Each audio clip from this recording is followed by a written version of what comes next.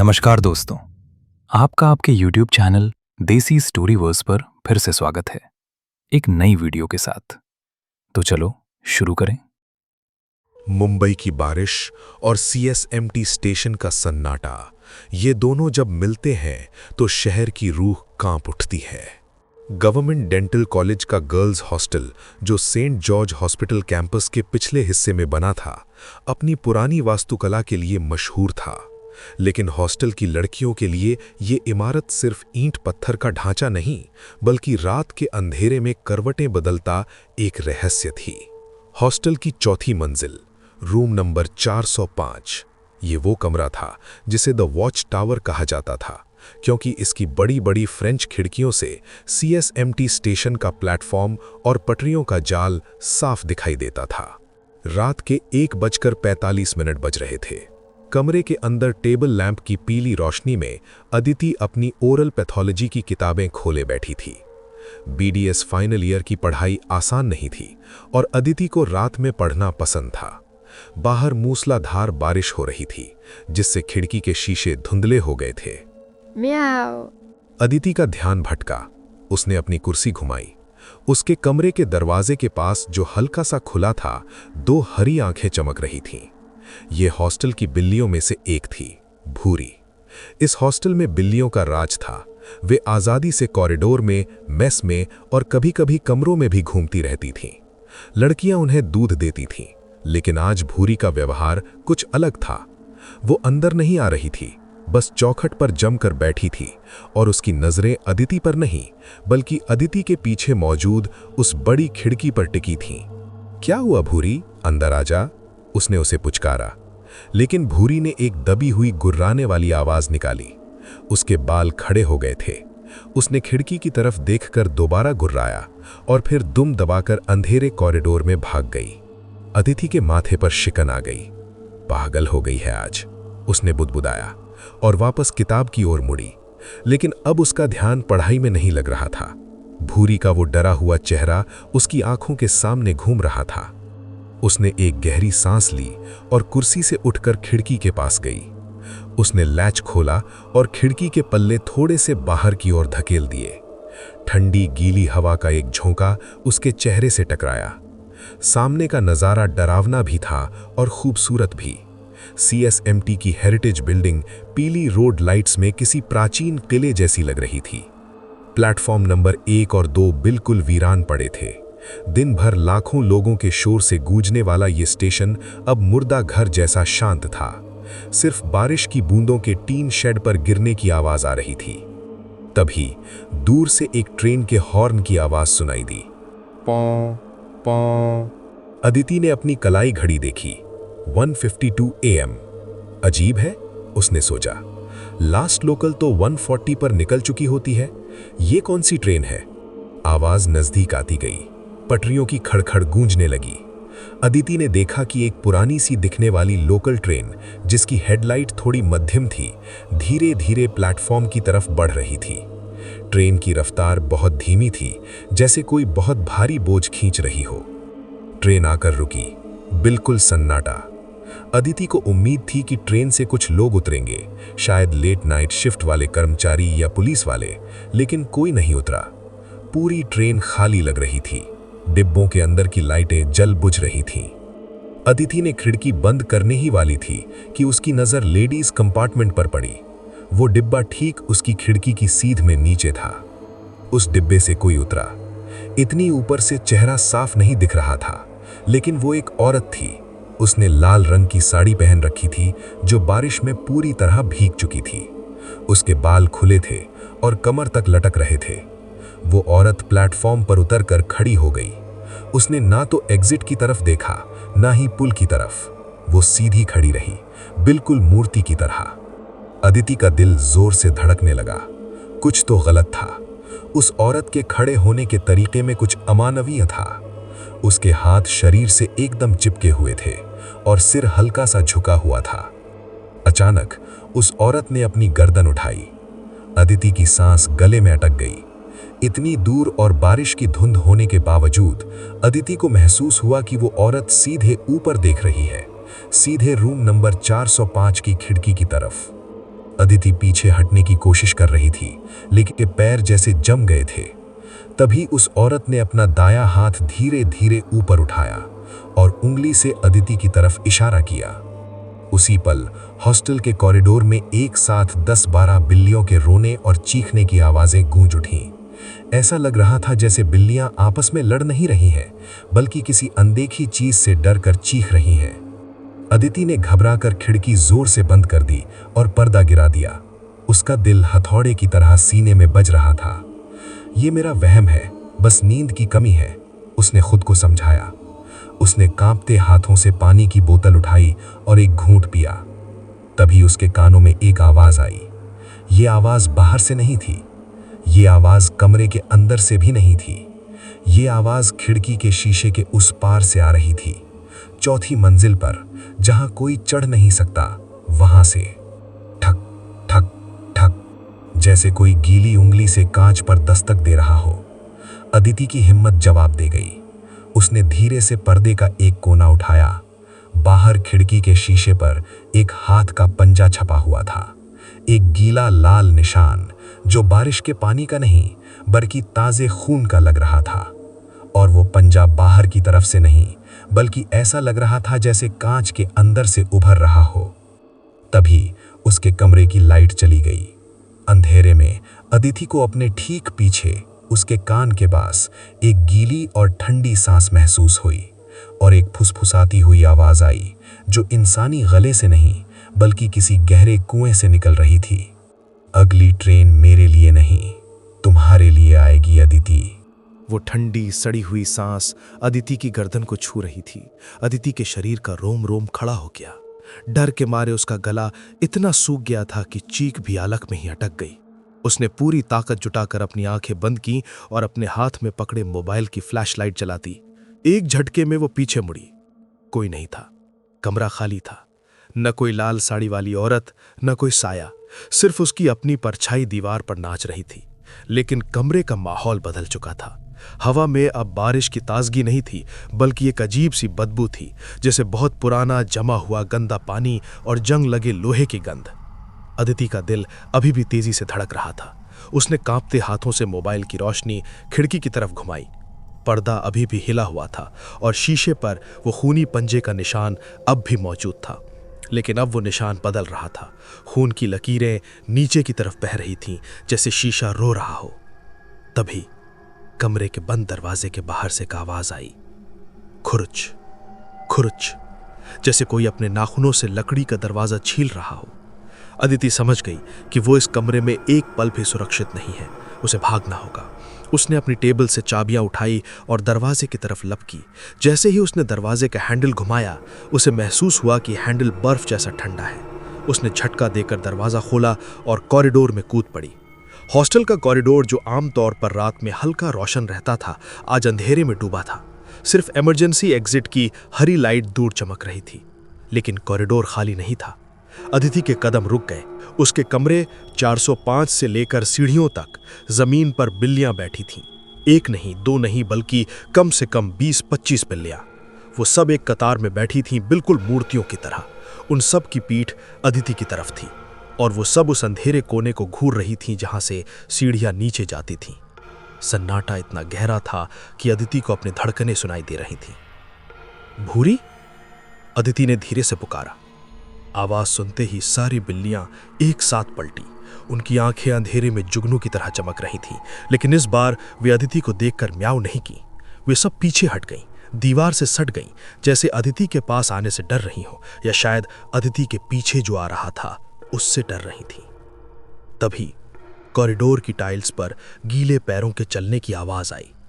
छप छप छप। आवाज अदिति के कमरे के अंदर से आ रही थी। वो चीज अब कमरे से बाहर निकल रही थी। अदिति ने आव देखा न ताव वो बगल वाले कमरे रूम नंबर 406 की तरफ भागी। ये उसकी दोस्त स्नेहा का कमरा था। अदिति ने पागलों की तरह दरवाजा पीटना शुरू कर दिया। स्नेहा, स्नेहा, दरवाजा खोल प्लीज, अदिति चिल्लाई। छप छप। कदमों की आवाज नजदीक आ रही थी। हवा में वो सड़ी हुई गंध और तेज हो गई। दरवाजा खुला। स्नेहा अपनी नींद भरी आंखों के साथ खड़ी थी। अदिति, क्या हुआ इतनी रात को? अदिति ने स्नेहा को धक्का दिया और अंदर घुसकर तुरंत दरवाजा बंद कर दिया। उसने चिटखनी लगाई, कुंडी चढ़ाई और फिर अपनी पीठ दरवाजे से सटाकर जमीन पर बैठ गई। वो बुरी तरह हाँफ रही थी। अदिति, तू कांप क्यों रही है और लाइट क्यों नहीं है? स्नेहा ने घबरा कर पूछा। उसने अपने फोन की टॉर्च चलाई। वो बाहर है, अदिति ने अटकते हुए कहा। वो स्टेशन वाली औरत वो हॉस्टल में घुस आई है। स्नेहा ने उसे अजीब नजरों से देखा। तुझे कोई बुरा सपना आया होगा, चल पानी पी। स्नेहा पानी की बोतल लेने मुड़ी ही थी कि अचानक धड़ाम, किसी ने बाहर से दरवाजे पर इतनी जोर से धक्का मारा कि पूरा कमरा हिल गया। लोहे की कुंडी चरमरा गई। स्नेहा की चीख निकल गई। कौन है? कौन बदतमीजी कर रहा है? वो चिल्लाई। जवाब में कोई इंसान नहीं बोला, बल्कि कमरे के अंदर सीलिंग फैन के ऊपर जो वेंटिलेशन की जगह थी वहां से एक आवाज गूंजी। ये आवाज किसी औरत की नहीं थी। ये एक यांत्रिक गूंजती हुई आवाज थी, जो वही आवाज थी जो रेलवे स्टेशन पर अनाउंसमेंट के लिए इस्तेमाल होती है। ध्यान दीजिए, गाड़ी संख्या 405 प्लेटफॉर्म पर आ चुकी है। स्नेहा और अदिति दोनों के चेहरों से रंग उड़ गया। हॉस्टल के कमरे में रेलवे अनाउंसमेंट और गाड़ी संख्या 405? ये तो अदिति का रूम नंबर था। ये क्या है अदिति? स्नेहा रोने लगी। मैंने कहा था ना, वो आखिरी ट्रेन वो यहां आ चुकी है। तभी कमरे की खिड़की, जो कि उसी तरफ खुलती थी जिस तरफ अदिति की खिड़की थी, के शीशे पर एक जोरदार धमाका हुआ, जैसे कोई पक्षी पूरी रफ्तार से टकराया हो। दोनों ने खिड़की की तरफ देखा। वहां कोई पक्षी नहीं था। खिड़की के बाहर बारिश के बीच वही लाल साड़ी वाली औरत हवा में लटकी हुई थी। उसका चेहरा खिड़की के कांच से सटा हुआ था। उसकी त्वचा नीली पड़ चुकी थी और आंखों की जगह सिर्फ काले गड्ढे थे। और सबसे खौफनाक बात, उसके बाल खिड़की की दरारों से अंदर आ रहे थे, जैसे काले सांप रेंग रहे हों। स्नेहा चीख कर पीछे हटी, लेकिन अदिति की नजर उस औरत के गले पर अटक गई। उसके गले में एक पुराना घिसा हुआ रेलवे पास लटक रहा था, जिस पर एक नाम लिखा था। बिजली की कड़कड़ाहट में अदिति ने वो नाम पढ़ लिया, कादम्बरी। जैसे ही अदिति ने वो नाम मन में पढ़ा, बाहर लटकी हुई उस औरत ने अपना मुंह खोला। उसका जबड़ा अस्वाभाविक रूप से खुलता चला गया, इतना बड़ा कि कोई इंसान नहीं कर सकता, और उसके मुंह से हजारों मक्खियां बाहर निकलकर कांच पर भिन्नाने लगीं। तभी बाहर कॉरिडोर में फिर से बिल्लियों का शोर शुरू हुआ, लेकिन इस बार वे रो नहीं रही थीं, वे हमला कर रही थीं। बाहर लड़ाई की आवाजें आने लगीं, बिल्लियों का गुर्राना, किसी भारी चीज के गिरने की आवाज और एक अमानवीय चीख। हमें यहां से निकलना होगा। अदिति ने स्नेहा का हाथ पकड़ा। अगर हम यहां रहे तो यह हमें मार डालेगी। लेकिन बाहर वो है, स्नेहा रोने लगी। बाहर बिल्लियां उसे रोक रही हैं। यही मौका है, हमें वार्डन के पास जाना होगा, अदिति ने कहा। उसने दरवाजे की कुंडी खोली। जैसे ही दरवाजा खुला, सामने का नजारा देख दोनों के पैरों तले जमीन खिसक गई। कॉरिडोर अब हॉस्टल का कॉरिडोर नहीं लग रहा था। फर्श पर लोहे की पटरियां बिछी हुई थीं, दीवारें गायब थीं और उनकी जगह जंग लगे ट्रेन के डब्बों की दीवारें थीं। वे हॉस्टल में नहीं, बल्कि उस शापित ट्रेन के अंदर खड़े थे। हॉस्टल का वो जाना पहचाना कॉरिडोर अब एक भयानक डरावने सपने में बदल चुका था। जहां कभी लड़कियों के जूतों की आवाजें आती थीं, वहां अब लोहे के पहियों की छुक छुक और पटरियों की खड़खड़ गूंज रही थी। सामने खड़ा वो बिना सिर वाला टीटीई अपनी लाल लालटेन हिलाते हुए धीरे धीरे आगे बढ़ रहा था। उसके दूसरे हाथ में टिकट पंच करने वाली मशीन थी। चिक चिक। हर बार जब वो मशीन दबाता तो ऐसा लगता जैसे किसी की हड्डी टूट रही हो। स्नेहा, मेरी तरफ मत देख, बस पीछे चल, धीरे धीरे, अदिति ने फुसफुसाते हुए कहा। लेकिन स्नेहा का शरीर पत्थर का हो चुका था। उसकी आंखों में बेइंतहा खौफ था। टीटी अब महज 10 कदम दूर था। उसके सीने के अंदर से एक गूंजती हुई भारी आवाज आई, बिना टिकट यात्रा अपराध है। जैसे ही उसने अपना हाथ स्नेहा की तरफ बढ़ाया, अदिति ने अपनी पूरी जान लगाकर पास पड़ा एक डस्टबिन उठाकर उस पर दे मारा। लेकिन डस्टबिन उस टीटी के शरीर के आर पार निकल गया, जैसे वो धुएं का बना हो। डस्टबिन जमीन पर गिरते ही लोहे की आवाज आई, न कि प्लास्टिक की। वो टीटी रुका नहीं। तभी कहीं अंधेरे से एक काली परछाई हवा में उछली। म्याऊ। ये भूरी थी। उस बहादुर बिल्ली ने सीधे टीटी के हाथ पर हमला किया। उसके पीछे पीछे हॉस्टल की बाकी बिल्लियां भी निकल आईं। वे आम बिल्लियों की तरह नहीं, बल्कि किसी प्रशिक्षित सेना की तरह हमला कर रही थीं। वे टीटीई के पैरों को नोच रही थीं, हवा में कूदकर उस लाल लालटेन को बुझाने की कोशिश कर रही थीं। टीटीई लड़खड़ाया। जैसे ही बिल्लियों ने उसे घेरा, कॉरिडोर का वो ट्रेन वाला भ्रम हिलने लगा। दीवारें कभी ट्रेन की बोगी बन जाती तो कभी वापस हॉस्टल की दीवारें।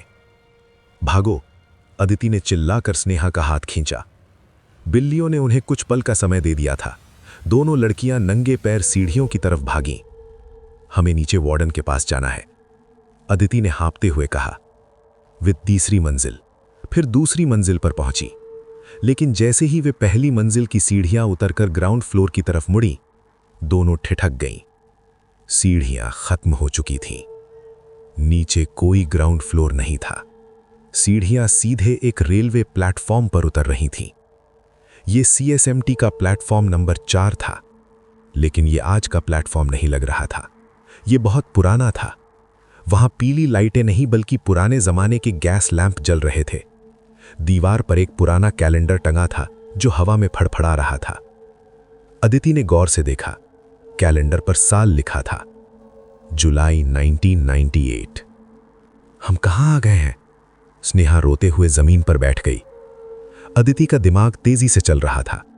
1998, Kadambari, government dental college.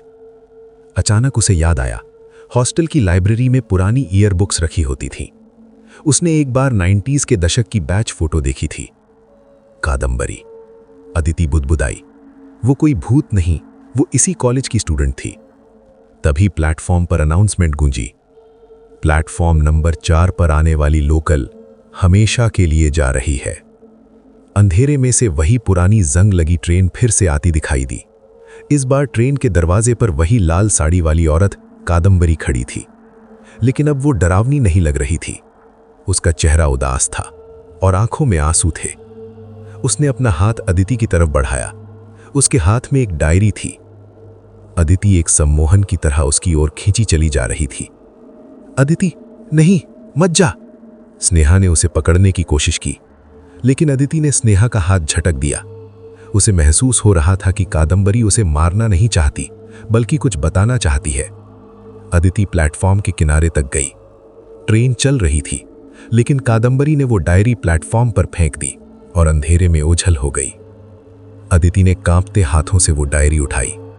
Diary गीली थी और उस पर खून के धब्बे थे। उसके कवर पर लिखा था, Kadambari Desai, BDS final year 1998। Aditi ने पन्ने पलटे। आखिरी पन्ने पर तारीख लिखी थी 14 जुलाई 1998। लिखावट जल्दी जल्दी में लिखी गई थी। आज मुझे पता चला कि वो मुझे प्यार नहीं करता। वो बस मेरा इस्तेमाल कर रहा था अपनी थीसिस पूरी करवाने के लिए। और अब जब मैंने उसे बेनकाब करने की धमकी दी तो उसने मुझे स्टेशन पर बुलाया है, रात की आखिरी लोकल के वक्त। मुझे डर लग रहा है, अगर मैं वापस ना आऊं तो मेरे रूम नंबर 405 की खिड़की गवाह होगी। उसने मुझे धक्का। लिखावट यहीं रुक गई थी। अदिति की रूह कांप गई। कादम्बरी ने सुसाइड नहीं की थी, उसकी हत्या हुई थी और उसे ठीक उसी जगह से धक्का दिया गया था जो रूम नंबर 405 की खिड़की से साफ दिखता है। तभी पीछे से एक भारी आवाज आई, वो डायरी मुझे दे दो बेटा। अदिति और स्नेहा बिजली की रफ्तार से पीछे मुड़ी। अंधेरे में सीढ़ियों पर एक बुजुर्ग आदमी खड़ा था। ये इस हॉस्टल का पुराना चौकीदार काका था, जो अक्सर रात में ड्यूटी पर रहता था। लेकिन आज काका का चेहरा सामान्य नहीं था। उनके हाथ में एक लोहे की रॉड थी और चेहरे पर एक शैतानी मुस्कान। काका, अदिति ने पूछा। कादम्बरी बहुत जिद्दी थी और तुम भी बहुत जिद्दी हो अदिति। 25 साल से वो राज दफन था, तुमने उसे क्यों खोदा? अदिति को झटका लगा। ये काका नहीं थे, या शायद काका के शरीर में वो कातिल अब भी जिंदा था, या फिर काका ही वो कातिल थे। तभी प्लेटफॉर्म की लाइटें बुझने लगी। अंधेरे में बिल्लियों के गुर्राने की आवाजें फिर से आने लगी, लेकिन इस बार बिल्लियां अदिति और स्नेहा के चारों तरफ घेरा बनाकर खड़ी हो गई। कादम्बरी की आत्मा ट्रेन में नहीं थी, अब वो उन बिल्लियों के अंदर थी। काका, या जो भी वो था, रॉड ऊपर उठाई और चिल्लाया, आज ये कहानी खत्म होगी। ठीक उसी वक्त CSMT की बड़ी घड़ी ने 2 बजाए। टन टन, और रूम नंबर 405 की खिड़की का कांच टूटने की आवाज पूरे स्टेशन पर गूंज उठी। काका के हाथ में थमी लोहे की रॉड हवा में लहराई। उनका इरादा साफ था, अदिति और स्नेहा को हमेशा के लिए चुप करा देना, ठीक वैसे ही जैसे 25 साल पहले कादम्बरी को कराया गया था। कोई नहीं आएगा तुम्हें बचाने, काका चिल्लाए। उनकी आवाज में पागलपन था। वो डॉक्टर समीर, कादम्बरी का प्रेमी, तो शहर छोड़कर बड़ा डॉक्टर बन गया, लेकिन उसकी गंदगी साफ करने के लिए मैं यहां सड़ता रहा, लेकिन आज नहीं। जैसे ही काका ने रॉड नीचे पटकी, एक सन्न कर देने वाली आवाज आई, लेकिन ये आवाज किसी हड्डी के टूटने की नहीं थी। ये आवाज थी सैकड़ों पंजों की। अंधेरे में घेरा बनाकर खड़ी बिल्लियां एक साथ हवा में उछली। सबसे आगे भूरी थी। उसने सीधे काका के चेहरे पर छलांग लगाई और अपने नाखून उनकी आंखों में गाड़ दिए। काका दर्द से चीख पड़े और रॉड उनके हाथ से छूटकर गिर गई। हटो हटो, काका चिल्ला रहे थे। देखते ही देखते हॉस्टल की सारी बिल्लियां काका के ऊपर टूट पड़ी। वे उन्हें नोच रही थीं, काट रही थीं। ये नजारा किसी हॉरर फिल्म से भी ज्यादा भयानक था। उन बिल्लियों की आवाजें अब म्याऊं नहीं, बल्कि किसी क्रोधित आत्मा की चीख जैसी लग रही थीं। अदिति समझ गई कि यह कादम्बरी का बदला है। कादम्बरी की आत्मा इन बेजुबान जानवरों के जरिए अपना हिसाब बराबर कर रही थी। स्नेहा उठो, अदिति ने स्नेहा को खींचकर उठाया। तभी उस भ्रमित प्लेटफॉर्म पर खड़ी पुरानी ट्रेन ने एक जोरदार सीटी बजाई। छुक छुक छुक। ट्रेन ने रफ्तार पकड़ ली थी, लेकिन वो पटरी पर आगे नहीं बढ़ रही थी, बल्कि सीधे काका की तरफ आ रही थी। काका ने बिल्लियों को झटकने की कोशिश की और लड़खड़ाते हुए पीछे हटे। उनका चेहरा खून से लथपथ था। उन्होंने सामने देखा एक विशाल लोहे का इंजन, जिसकी हेडलाइट आग की तरह धधक रही थी, सीधे उनकी छाती की ओर बढ़ रही थी। नहीं नहीं, कादम्बरी मुझे माफ कर दे, काका गिड़गिड़ाए। वो जान बचाने के लिए और पीछे हटे। उन्हें याद ही नहीं रहा कि वो 1998 के प्लेटफॉर्म पर नहीं, बल्कि हकीकत में हॉस्टल की 4थी मंजिल की टूटी हुई खिड़की के किनारे खड़े हैं। जैसे ही ट्रेन का इंजन उनसे टकराने वाला था, जो शायद सिर्फ एक भ्रम था, काका ने संतुलन खो दिया। उनका पैर फिसला। अदिति! उनकी आखिरी चीख गूंजी। काका खिड़की से नीचे गिरे, 4थी मंजिल से सीधे CSMT स्टेशन की पथरीली जमीन पर। धड़ाम! जैसे ही काका का शरीर नीचे गिरा, एक पल के लिए पूरा सन्नाटा छा गया। तभी एक तेज हवा का झोंका आया और उसने कमरे के अंदर मौजूद उस 1998 के स्टेशन के भ्रम को धुएं की तरह उड़ा दिया। दीवारें वापस हॉस्टल की दीवारें बन गईं, पटरियां गायब होकर टाइल्स बन गईं, और वो लाल साड़ी वाली औरत कादम्बरी खिड़की के पास खड़ी दिखाई दी। इस बार उसका चेहरा डरावना नहीं था, वो शांत थी। उसके चेहरे पर एक सुकून वाली मुस्कान थी। उसने अदिति की तरफ देखा, सिर हिलाया जैसे धन्यवाद कह रही हो, और फिर हवा में विलीन हो गई। जैसे ही कादम्बरी गायब हुई, सारी बिल्लियां शांत होकर जमीन पर बैठ गईं और अपने पंजों को चाटने लगीं जैसे कुछ हुआ ही न हो। अगली सुबह 8 बजे हॉस्टल के नीचे पुलिस की गाड़ियां और एम्बुलेंस खड़ी थीं। काका यानी रामदीन की लाश को ले जाया जा रहा था। पुलिस इसे एक दुर्घटना मान रही थी कि शायद नशे में पैर फिसलने से चौकीदार नीचे गिर गया, लेकिन अदिति इंस्पेक्टर के पास खड़ी थी। उसके हाथ में वो पुरानी खून से सनी डायरी थी। सर, ये एक्सीडेंट नहीं था, अदिति ने इंस्पेक्टर को डायरी सौंपते हुए कहा। इसमें 25 साल पुराने एक मर्डर और उसके गवाह का सच लिखा है। काका ने ही कादम्बरी की लाश को पटरियों पर फेंककर इसे आत्महत्या का रूप दिया था, एक बड़े डॉक्टर के कहने पर। इंस्पेक्टर ने डायरी के पन्ने पलटे और सन्न रह गया। सबूत पक्के थे। कुछ देर बाद अदिति अपने कमरे रूम नंबर 405 में वापस आई। खिड़की का कांच टूटा हुआ था, जहां से ताजी हवा आ रही थी। सामने CSMT स्टेशन अब डरावना नहीं, बल्कि अपनी पूरी शान के साथ चमक रहा था। सुबह की धूप में वो रात का खौफ कहीं गायब हो चुका था। अदिति ने खिड़की के पास देखा। वहां भूरी बैठी थी। वो स्टेशन की तरफ देख रही थी। अदिति उसके पास गई और उसके सिर पर हाथ फेरा। वो चली गई, है ना? अदिति ने पूछा। भूरी ने अदिति की तरफ देखा, एक बार धीरे से म्याओ किया और अपनी सिर अदिति के हाथ से रगड़ दिया। उस रात के बाद रूम नंबर 405 की खिड़की से फिर कभी कोई खूनी पंजा नहीं दिखा, नहीं कभी वो आखिरी ट्रेन आई। कहते हैं कि हॉस्टल की बिल्लियां आज भी उस कमरे के बाहर पहरा देती हैं, लेकिन अब डर की वजह से नहीं, बल्कि अपनी उस दोस्त की याद में जिसे आखिरकार 25 साल बाद मुक्ति मिल गई थी। आज की कहानी यही खत्म होती है। अब मिलते हैं अगली वीडियो में किसी नई कहानी के साथ। तब तक के लिए वीडियो पसंद आया हो तो वीडियो को लाइक करें, चैनल देसी स्टोरीवर्स को सब्सक्राइब करें। धन्यवाद।